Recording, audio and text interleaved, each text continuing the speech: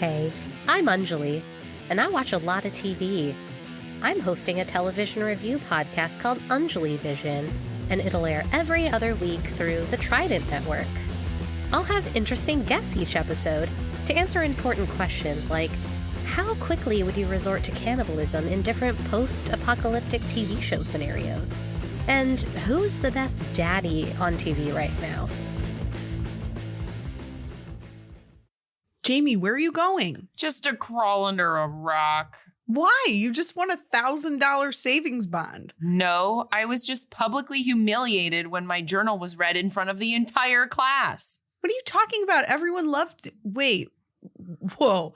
That was your journal? Yes, and it was a mistake, and now it's published. Chill out, all right? The whole thing's gonna blow over before you know it. You think so? I know so. Dun, dun, dun! Spoiler alert, it did not. Does not blow over.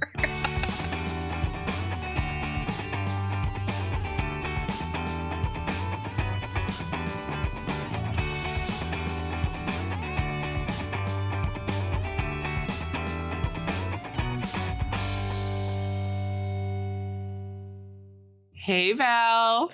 Hey, Al. Welcome to D Commentaries. Thank you. Welcome to you and welcome to our listeners. Today, we're talking about Read It and Weep. And I hope we remember enough about it to talk about it. That's right, because it has been, 6 weeks? It's been a while. Longer. We recorded pre-strike. Right. But we recorded in July. Mm-hmm. Mid-July was probably the last time we recorded, right? Mm-hmm. So, yeah. So it's been, It's been like almost 3 months. Oh my gosh. I've seen you so much in the last week. It's true. In person. Al and I we've mentioned this, but in case you missed it, we are directing an improvised DCOM live show. And so we see each other a lot because of that. And we hang out with our cast. We have rehearsals. We go to shows. And we're cool, fun director moms. That's right. But we're excited to be back. Here for you post-strike. Yeah.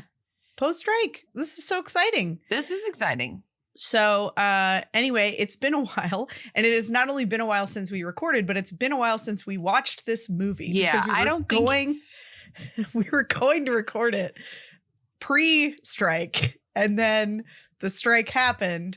So we just didn't, because we both had conflicts and just couldn't get to it. So yeah. And then it also, we were planning to record, during the strike and have it ready to go. Mm-hmm. And it got rescheduled.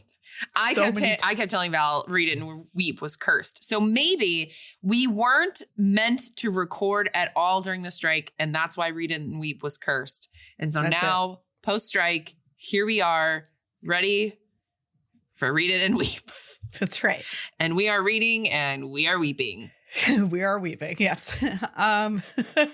Well, let's, at least the business is all written down. So we can definitely get through that. Cool. And then we'll see how we do for the rest of the weeping. This. Okay. Yes. Okay, great. So Read It and Weep came out July 21st, 2006. So if we had recorded this on time, we would have been almost exactly, matching up. Alas, no. It was directed by Paul Hohen, who also directed Luck of the Irish, True Confessions, You Wish, Eddie's $1 Million Cook-Off, Cheetah Girls, Jump In, Dad Napped, Camp Rock 2, How to Build a Better Boy, and Zombies 1 through 3. Wow. So he's one of our prolific And I think that he's great, but I don't like this. You also don't like Luck of the Irish, so maybe you don't think he's great. That's true. But if they gave him 3 zombies movies, he has to be pretty okay in a way. I mean, we'll find out when we get there. I also didn't like You Wish, which is another one he did. Yeah. All right, Paul. We have some words. You're about 50-50 for us right now. Nice. It was written by 3 people. Julia DeVillers, for whom this was her only credit. So I don't know why. Maybe she wrote I don't know if this is based on a book. Perhaps she was the author of the book. Yeah. And then it was also written by Patrick J. Clifton and Beth Regazio, who also wrote Go Figure together. Oh. And the only other notable credit was they wrote Raising Helen, which we talked about last time. I do remember when we did that. Go Figure. Mm-hmm. Okay, the cast is as follows. Kay Panabaker played Jamie Bartlett. You might recognize her from Life is Rough. She was also on Summerland, Phil of the Future, No Ordinary Family, but basically stopped acting in 2012. Mm-hmm. Her sister, Danielle Panabaker, played her fictional counterpart. Mm-hmm. And you might remember her from Stuck in the Suburbs. She was also in Sky High, Shark, some Hallmark movies, and the show The Flash. Yes. She has a lot of Instagram followers. Yeah. Well, The Flash was pretty popular. Yeah. I think it just ended. I think so. That's the Grant Gustin one. Yes. I know him from Glee. Oh, yeah. Mm-hmm. Alexandra Crosney played Harmony. She was also in Stuck in the Suburbs, and she's a character actor. She's just been in lots of things. Marquise C. Brown played Lindsay, and she was in Ned's Declassified School Survival Guide, which I now know what that is. Exists. And she's also a character actor. Cool. Just been in lots of stuff. Allison Scagliotti played Sawyer, aka Myrna, in the fictional universe that Jamie creates. She was on Drake and Josh. Yep. She was on Warehouse 13, Stitchers, and Raven's Home. Mm-hmm. I very much remember her from Drake and Josh. I believe she's Josh's girlfriend. Oh. And I think she's only like credited in like 10 episodes or something. But I feel like she had such a huge arc in that. And like that is exactly what I remember her from. It's very funny. Interesting. I never watched Drake and Josh. I was a little too old, I think. Yeah, I do. I always forget that you're 53. I know. You always say I'm 53. Exactly 53. You never change. I never age. I'm Never always change the same. or age. You look great. Thank you. Thanks so much. Jason Dolly played Connor Kennedy. He was in Complete Savages, Corey in the House, Hatching Pete, and Good Luck Charlie. And he was one of my crushes growing up. Can't wait to check the box. Very nice. I he was a very little much cutie. loved him. He was my childhood crush, Jason Dolly. Whew. That blonde, flowy hair. He's a very sweet character in this movie. I like his character in this movie. Yeah. Chad Broski played Marco Vega, the cool guy. And he did like a couple random episodes on some Disney shows and then stopped acting in 2016. So better things to do. I guess so. Tom Vertu played Ralph Bartlett. So that's Jamie's dad. You probably know him from Even Stevens. He was the dad in Even Stevens, but he was also in Under Wraps, Brink, Horse Sense, and he's just like a big character actor. Yeah. This is so weird and random, but in my current job and my job before, when I had to do my like corporate training videos, he was like the bad, like middle-aged white guy. Oh my gosh. In all the corporate training videos. And I was like, this is so traumatizing to watch even Steven's dad be this horrible person. That's so funny. So he works. He just gets it done. He's working. Yeah. And most recently he was in something called Big George Foreman, which I think like just came out. Oh. Like, was just out. Yeah. Cool. Yeah. So he's still out there. Robin Riker played Diana, who I believe was Jamie's mom. She was also in Brink. She played the mom in Brink. She was also in Don't Look Under the Bed. She played the mom in Don't Look Under the Bed.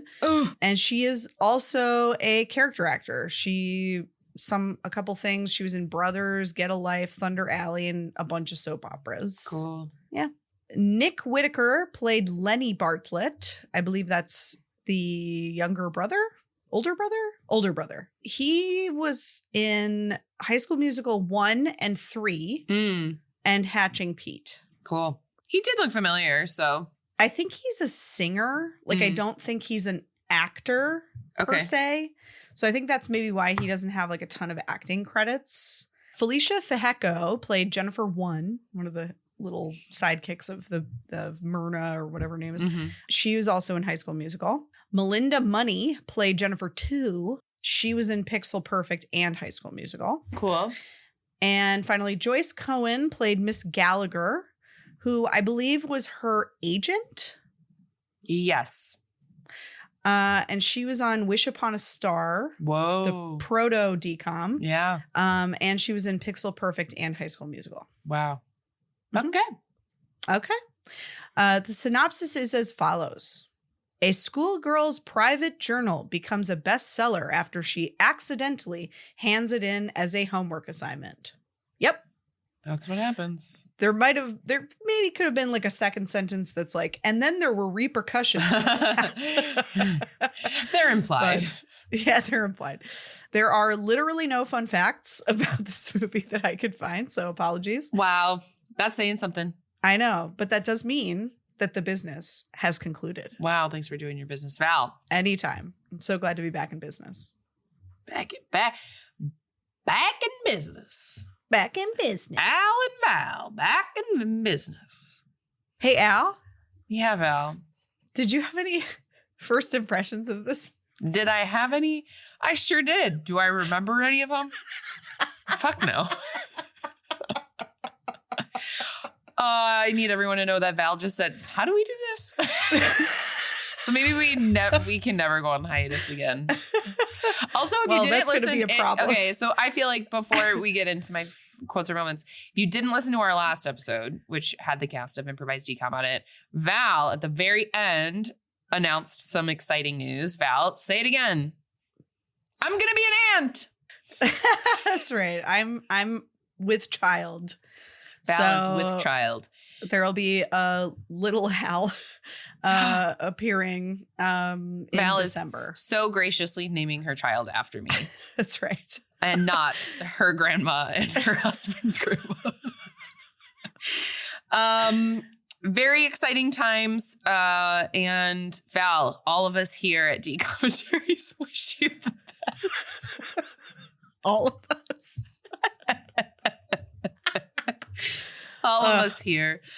All this to say that because we didn't record anything during the strike, like we had intended, we are probably going to have to go on another break towards the end of this year. We will try to mitigate that as best we can, and I will probably be, itching to get back pretty quickly. But she's gonna miss me so much. Seriously. So we don't know exactly how long that break will be. But we will, keep you posted, and we will try to keep it as short as is possible within the realm of, health and personal wellness. So anyway. Val is planning on having the baby and then coming back the next week. So let's make sure we all uphold that. Okay. If you don't mind her literally being present during recordings and making whatever noises she decides to make, then we can absolutely. You have to deal with whatever noises I make, so I think we'll be okay. That's true. I'm the one who has to edit it.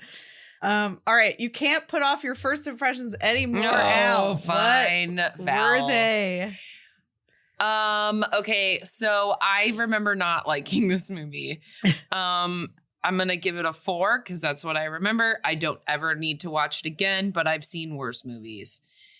Yeah, I mean, it's fine. I think it had such good intentions and it could have been a good movie and it just was not. Fair enough. I think I saw it when I was a kid and when it came out, but I don't remember it having a chokehold on my childhood like some of these movies.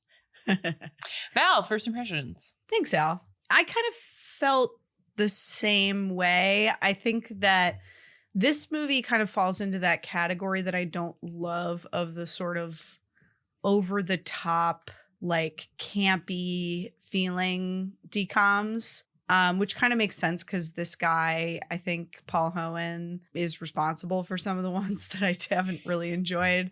very much. Again, I totally agree with you that the premise of this movie is really interesting, right? This girl keeps a really like imaginative journal where she sort of, writes like what she wishes her life would be, essentially, like sticking it to the bullies and like being cool and all these things. And then it like accidentally gets literally published as a book and everyone like loves it. And she has to be humbled after like kind of, getting too cool for school. Like, honestly, it kind of feels a little bit in that way. Like that part of it feels a lot like Mean Girls, and obviously Mean Girls is a great movie. Well, at least I think it is. Yes. And like even it's not even so part of what makes this movie a little bit over the top is like we see like visual representations of or like acting out of some of her diary. So like that's why her sister is in this movie, because she's playing like her like the cool tough version of her. Yeah. And like I don't even necessarily dislike that like as a mechanic in the movie. Yeah. There's something about this that like didn't land for me. And I honestly can't even really totally put my finger on it.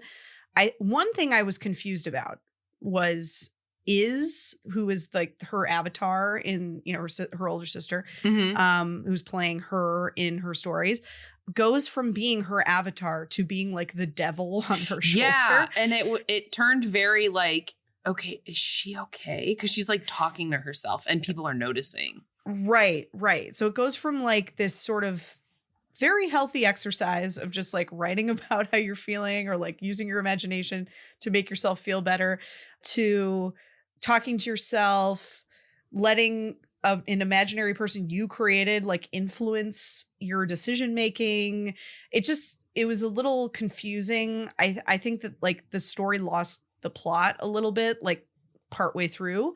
So yeah, I agreed. It had a lot of potential and it just kind of didn't land for me. Yeah.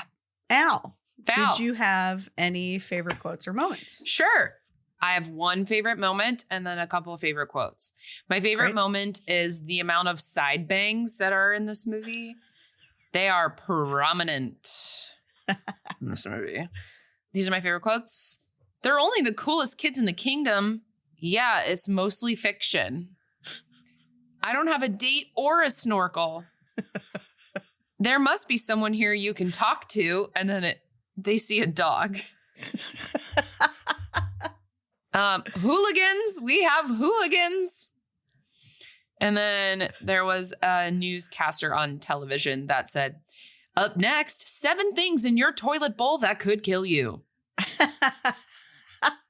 So those are my favorite quotes. That's so funny. I missed that. Val. Yes, quotes and moments. Val. Here I go. Okay. There was a line in her journal where she says, a cheerleader so vile, even milk curdled at the sound of her name. I like that. I want to be supportive, honey, but you might be discerning us right out of business. Because the dad is like obsessed with trying really weird flavors on his pizzas at their pizza shop. And the wife is like kindly telling him to stop doing that. Smile, only 2 hours till closing. Yeah, but 3.5 years left of high school. The follow-up to I don't have a date or a snorkel is I have a snorkel. Because it was like an underwater themed like homecoming dance. Right. And then I think they're talking about the brother here, and they said he should play at the dance. He should also wash his hands more than he does, but I don't think we're going to get him to do either. I would rather have friends than fans any day. Whoa, I wouldn't. I love all my fans. I hate all my friends. And then I think my favorite, I don't have like one favorite moment, but like there were just a lot of weird choices. Like the popular girls all wore like power suits. Yeah. Their cafeteria at their school looked like a mall food court. Her bedroom looked like 5 bedrooms combined with like a sunroom and like I literally wrote, how rich is this girl? Yeah. Like right at the beginning, because her room and all the stuff in it was just so insane.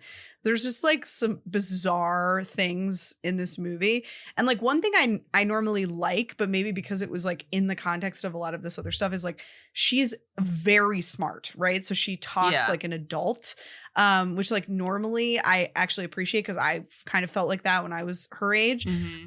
But I think because it was like combined with all these like weird anomalous choices, I was just like, okay, I'm like done with you. So wow.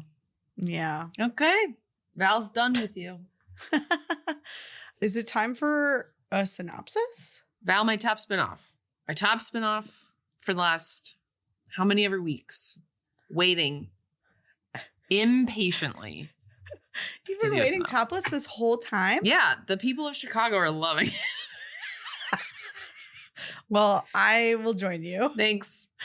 And welcome. We can float in on a whale, whale hanging from the ceiling. Draw me like one of your diary entries. Okay. Once again, I wrote down all these notes. And I haven't seen this movie in like 3 months. So if this is wrong, because y'all know, sometimes I'm wrong. And that's strictly based on my note taking and my comprehension skills. I think we're going to give me some grace today. Okay? Always. So if I'm wrong and you're like, Read It and Weep is my favorite movie and you're wrong, I want you to zip your lip.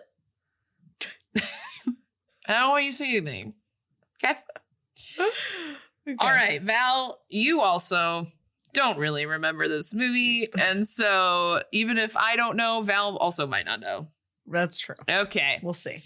Lights up, hun. A narrator. Oh, yeah. Oh, okay. Sorry, Al. It's okay. And we see Iz, and this is narrating like a diary about high school, and Iz is the coolest and strongest person. And I said, oh my God, it's played by her older sister. So this is Danielle playing Kay's older sister. So we love family. And then we see Jamie, who is Kate, is the narrator of her own diary, and she is a lame, but she makes her diary very exciting and very cool. And then we get, this is the story of how my private personal journal became a bestseller, which we didn't need. Which is why I will always, you don't need a narrator. This is an aside. One of my favorite movies, I just realized, like, has a narrator in the very beginning. The Holiday. What? Oh, and it doesn't need one. But it's Kate, right? It's Kate Winslet. She intros the movie, and I was just watching it, being like, "This doesn't." And I love that movie. It is forever one of my favorite movies. Agreed. Honestly, probably top 2. But like, doesn't need a narrator. Okay, I'm always team no narrator. Maybe are you a Jude Law or a Jack Black? Oh, I mean, I'm Amanda Woods day in, day out. So that automatically equates me to Jude Law. I see. I'm a Jack Black girl. Specifically in that movie. Like, I'm like, I think that I am an Amanda Woods who falls in love with a Jack Black in my real life, if that makes sense. Because I don't think any Jude Law characters out there are really thinking that I'm the whole bag of beans, you know? Oh, shut your face. No. Okay, so she's a lame-o. She's doing the private personal journal story. Then we see Myrna. Myrna is mean in the story, in the diary, and her real name is Sawyer. Her brother hates her. She hates her brother. They fight. Her dad is Even Stevens' dad, and he owns a pizza place. That's very exciting. Okay, then she has a sleepover with her friends, and they're like, what's your term paper about? Because there's this contest where the best one gets printed. So that's how you know she's rich, because she lives in a town where the middle school, high school kids, like, term paper is going to be printed. Yeah, also, this makes no sense. Like, what? Like, what do you mean? It's whatever. Anyway, keep going. then her printer dies. Oh no. And she's watching TV and she is dragging it to a different printer. And she, instead of dragging her term paper, she drags her journal. And that's the one that gets printed because she sent the wrong one to her friend to print out. Her friend just turns it in. And then the story, it's printed. It's everywhere. It's in the newspaper. And everyone loves it. No one has any idea at this point that it's about them. They don't know that it's like her journal. They just assume that it's like a story. And then we have like a soft music moment with Jason Dolly, which made my heart flutter. And then they're like, we want you to write a book. And she's like, I don't know what to write. I have no more pages, but like my journals, I could just print my journals. And then Iz pops up in like a Tupac hologram way and just like trying to help. And then within minutes, national bestseller. I mean, Reese's Book Club, Oprah's talking about it. It's on the shelves at Barnes & Noble. Everyone's reading it. She is popular. She's now popular. Everyone's like, oh my God, you're so cool and popular. And Marco, her crush, is paying attention to her. Sometimes. Well, yeah, because she was original enough to name her main crush in the story Marco. She didn't even change his name. Nope. But then her and all of her friends work at the pizza place because it's busy. And so she's there working, helping out the family. Oh, work hard for the money. And then she gets interviewed by the stations. They're also, Marco keeps calling her Iz. Like, he keeps calling her, like, the character from her book, which is very obnoxious. And he's just gross. Stupid. I don't like him at all. No. And then the interviewers are there. And then there's, like, the one manager who's, like, the lead person is, like, super controlling. And then Jason Dolly in the movie, like, doesn't have parents. But he is a really, really hot older brother. Yeah, who's like a grown man. Who's a grown man playing his brother. And so it makes it seem like maybe their parents are not in the picture. And so it's just the two of them. And so he's the like father figure filled in. And he is hot. He is. He's very cute. He's hot. And he has a car. He's got a the most car, important which thing. I don't. And so that's why I'm attracted to him. And then Lenny is Jamie's brother, and he's playing music, and they all love him. And then he should play the dance. Val said it. She said that. Then, because she's this famous author, she flies to New York. Okay, rich. Even though I just did that. Okay, sort of. I'm rich. I once flew to New York for literally like 12 hours. You to see Waitress. Yeah, to see Waitress when both Sarah Bareilles and Jason Mraz were in the two lead roles. Okay, and then I flew to New York to see my house. It was $75? Yeah, because I did like the super economy because I just had like a little backpack. Right, yeah, you don't need to close. And yeah, so I just had my like things that I wanted her to sign. I spent $75 just getting downtown. Okay, I'm trying to go to CIBC Theater. Okay, I'm spending $30 there, $30 back. I'm flying to New York next time.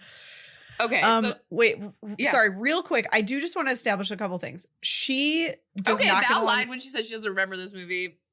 No, the character dynamics. She does not get along with her older brother at all. They are like constantly fighting and very at odds with each other. Also, Connor, who's played by Jason Dolly, has a huge crush on her, but they're friends. Yes. But so it's kind of unrequited for most of the movie. I just wanted to get those two things clear because like we didn't establish that at all. So cool. Anyway, continue. Great. So I also flew to New York because my friends got married on the Today Show. So that's right. Rich. They did. Okay. I also had to say that because everyone was wondering why I flew to New York. Okay. Then she flies to New York. She has a montage of interviews. They were bad because she's nervous. But then is Saver of the Day, her better alter ego, pops in, helps her out with those interviews. They're better. Then she's at this like after party, and she's like trying to like fit in. She doesn't.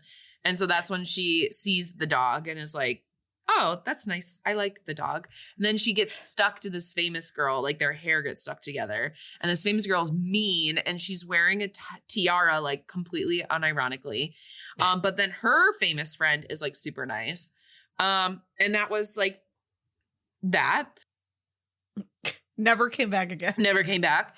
And then her friends, her two best friends who are very proactive in the like. One's an artist and one's a activist. Activist. Thank you. They are proactive in the activist community is what I was trying to say. And they're starting to be really sad that she's like changing into this person who they know she's not. And so their relationship is changing. She says, I wouldn't miss it for the world, which is the protest. And then I wrote, which means she's missing it. And then the hot guy comes up in lunch. Marco, lunch stops. And then they're like, who do you want to sit? And then the mean Myrna, so Sawyer, is like suddenly nice. And she like wants to hang out. And so you know what she's doing. She's using her popularity. And then Jason Dolly, Connor is sad and he wants to take her to the dance, but he can't because she's already going Marco. And then her parents have a heart-to-heart. We see some parental party. Parental what? It's just party. They were like partying as parents. Oh, okay. So then, right as like Marco is like trying to ask her to the dance, Connor is like getting a pep talk from his brother. Like, ask her to the dance. Just ask her, man. Just try. He tries to call her, but she's too popular. All of her lines are busy. Doo, doo, doo. The caller you are trying to reach is unavailable because they're too popular. And then Marco and Connor run up to her and Marco asks her right before Connor can. And so she's going with him. She, of course, as I mentioned, forgot about the protest and her friends are rightfully upset. And she starts to talk to Iz like she's the devil on her shoulder. So Iz is starting to like have her make all these decisions that just don't make sense. And then no one's at the protest, like literally no one. And one of her friends goes, I liked her better when she didn't have a handler. Saying something. And then she announces to the world that all the events are real. She said, this actually is my real life.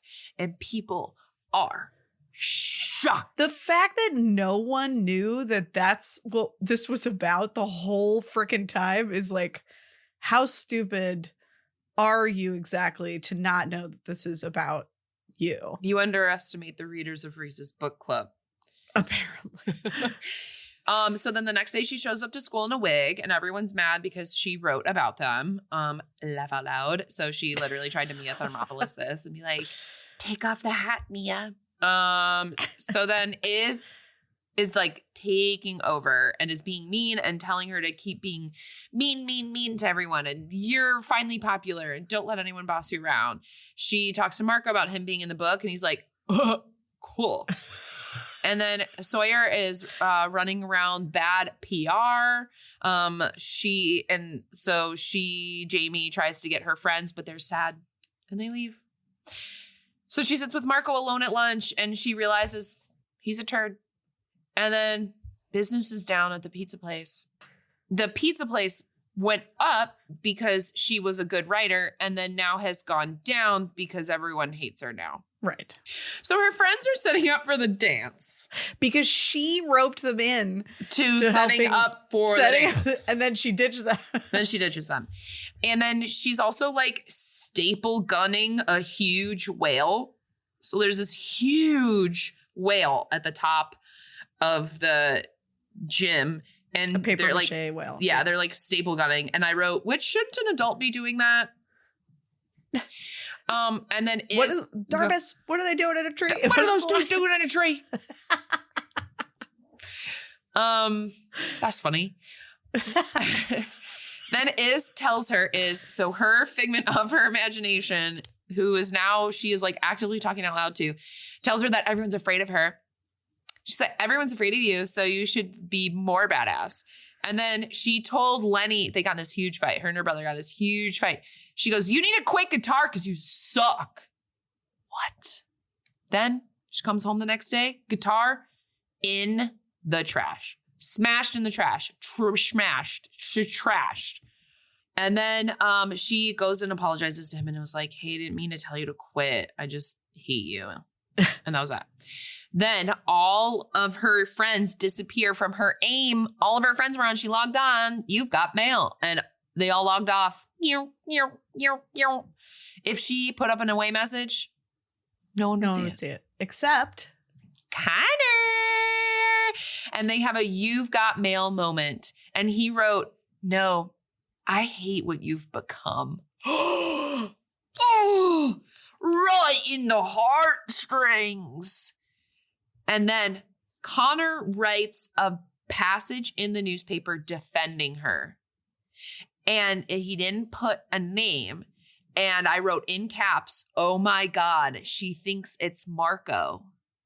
And this is because he writes in a specific way. And she has read Marco's term paper and papers. But it turns out that Connor writes Marco's papers. So she thinks it's Marco, but it's actually Connor. It's gonna get crazy in just a second. So then he plays along and he calls her Iz, which is weird. Val mentioned that. He kept calling her Iz. And then this is why they're not rich, Val. Dad says, last month's sales aren't going to cover this year's losses. We need to sell the parlor. Maybe downsize your house for selling that parlor. Then Iz comes to her and tries to be mean again. You have plenty of money in your trust fund. Okay, rich again.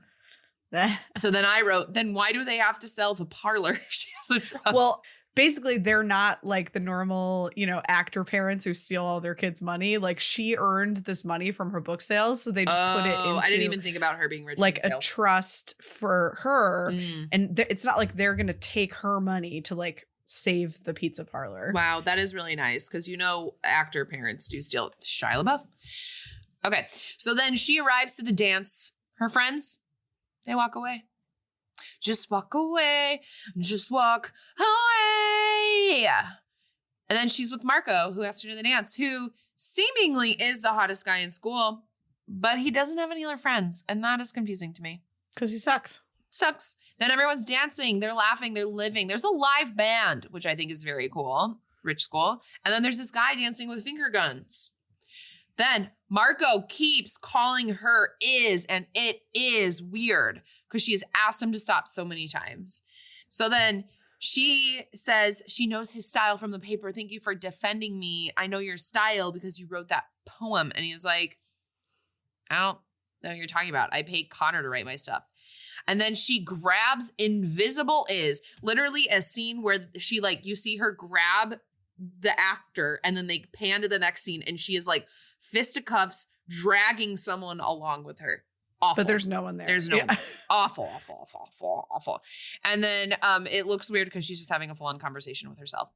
Then Jamie gets credit for the dance and the whale, and everyone at the dance is like, oh, what the heck? And so and she's like, what? And so her friends are pissed. And then so she gets honored for thanks for doing this. Because it was her idea pre-book, and then now it's everyone hates her. So she gets flowers, and everyone is booing her, and is standing on the stage next to her being giving her really bad advice of tell everyone that you're great, and blah, blah, blah. And she's listening to it, and it's really bad. It sucks. And then we had seen that the friends filled the whale with Save the Whale flyers. And seaweed. And she stops them because Iz said she could be a hero again. She's like, if you stop them from pulling the thing, then you're going to be the hero that everyone wanted. If you rat on them. Yeah. They didn't get covered in seaweed. And she does. And she apologizes to everyone. She makes sure they don't pull it. But you know what she does? She pulls it herself. And then they're all friends again because she apologizes. She runs to Connor. He's getting picked up by his brother. They hold hands. Val, they kiss. In front of the hot brother. Oh, I want to kiss the hot brother. Then they go back to the dance. Lenny, he's back. His guitar, it's magic. He is in the live band. He's singing. He's playing the guitar. And then they all bring the entire school to the pizza parlor. And Lenny is throws his jacket and had some seaweed on it from the seaweed that fell from the whale. And that is how the seaweed gets on the pizza. Now, I had this written here, and Val obviously didn't know because we don't take notes together. But what I didn't mention this entire time is throughout the entire movie, Dad is trying some shit ass pizza. And he's like, let's try this. And everyone's like, this is gross. Let's try this. And this is gross. And so the fact that the seaweed ended up on the pizza, Mom just took it out, and then everyone goes, yeah. Also, my reference for this, that's not Doug, is Holes at the very end where the onions and the peaches ended up and we get sploosh. And it was just a random occurrence. I don't smell anything. I love the movie so much. And then, so we get seaweed pizza, which is seemingly going to save. Val really liked that. She really, I don't smell anything. The way you said it. That's how she says it. I know. It's just so... Okay, add that to my list of impressions I can do. And then it's her and Henry Winkler. I don't smell anything. And then you guys you're not going to believe this. You're not going to believe this. She writes a book, How My Journal Became a Best-Selling Novel. But the best part of this movie was that once I stopped watching it, Disney Plus recommended that I watch Nightmare Before Christmas.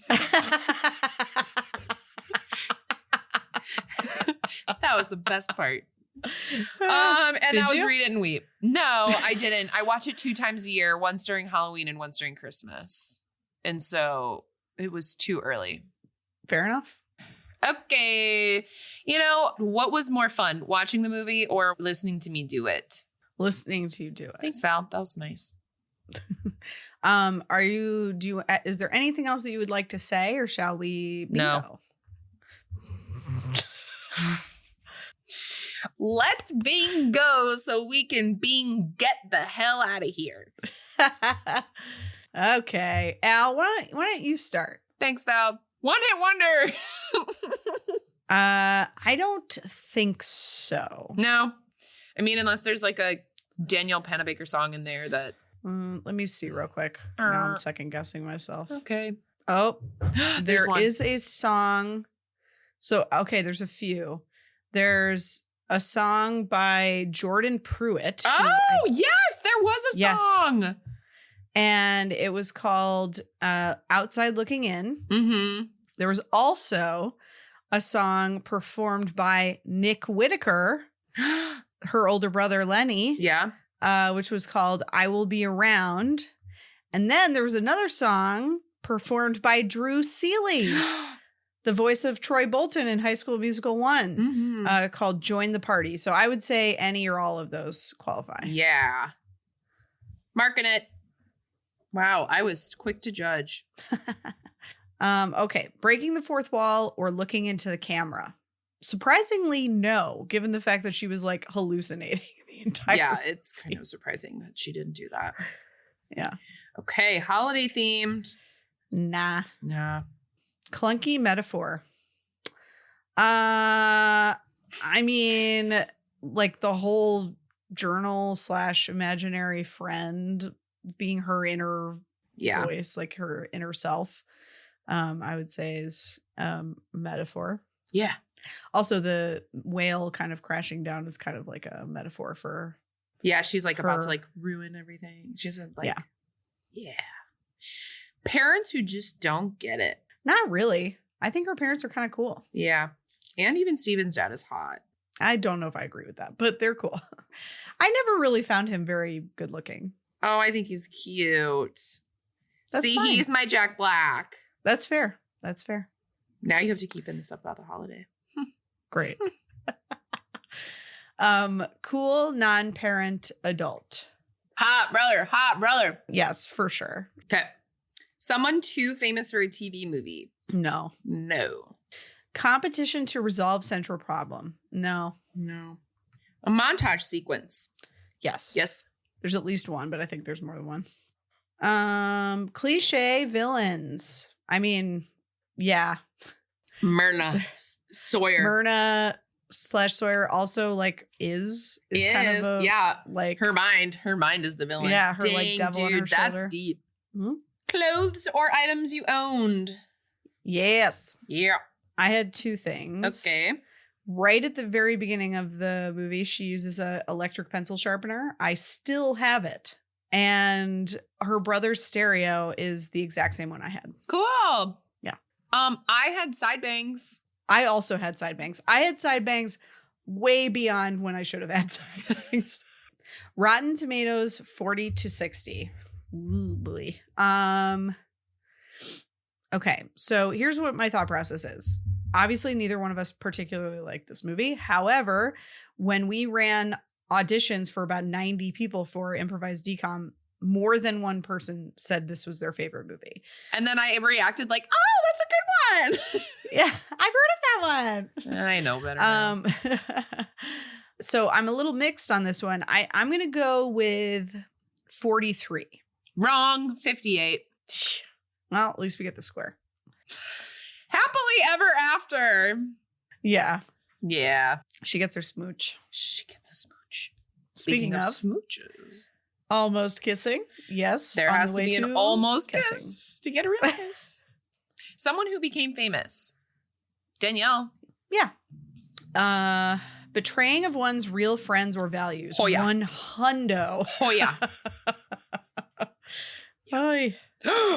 Val, your childhood crush. Yes.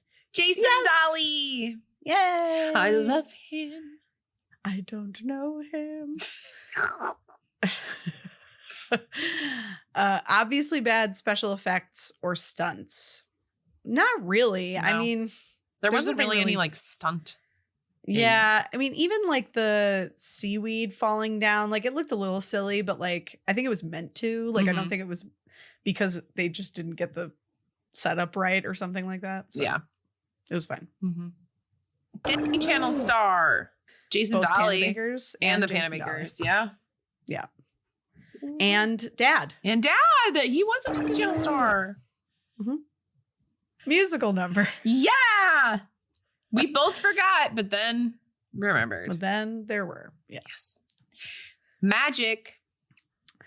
Not really. I mean, unless you count her hallucinating and talking to herself. Yeah, it's kind of, I mean, but that's head science magic. Yeah, I don't know if That's counts okay. as magic. Someone says the title of the movie. No. No, but I will right now. Read it and weep. Wow. That's powerful. Thank you. Scooby Dude. Kind of. Yeah. She figures it out, sort of. Yeah. Okay. The heroes create the problem. Yup. Yeah, their carelessness. She creates all of the problem. The first problem and then all of the subsequent problems. And lastly, but not leastly, lead as a fish out of water. 100%. Yep. The whole time. Okay. 1, 2. Hey, Val, we got 2 bingos. Wow. I thought we were definitely not going to get any. You were wrong. We have our middle line. Clothes are items you owned. Rotten Tomatoes 40 to 60. Happily ever after. Almost kissing someone who became famous. And our fourth column over, we've got clunky metaphor, montage sequence, almost kissing, Disney Channel star, and the heroes create the problem. Wow. Wow. We're back, baby. 1 bingo for each Panabaker. 1 bingo for each member of D-Commentaries. Yep, that's right.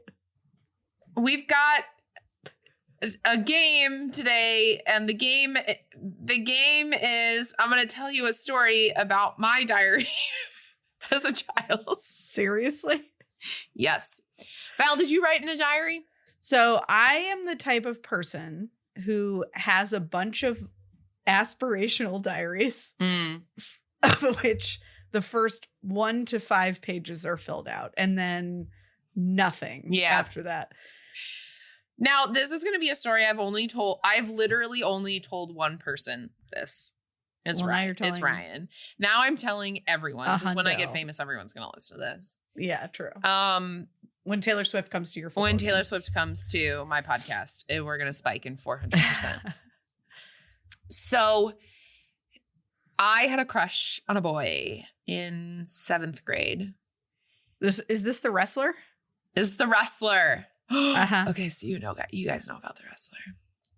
Mm-hmm. My lanky wrestler. And we had all hung out at a fair by my house. And I had like bought a smoothie. And he sipped out of the smoothie. And me, crazy, dried out that straw. No. And put the straw in my diary. Oh, God.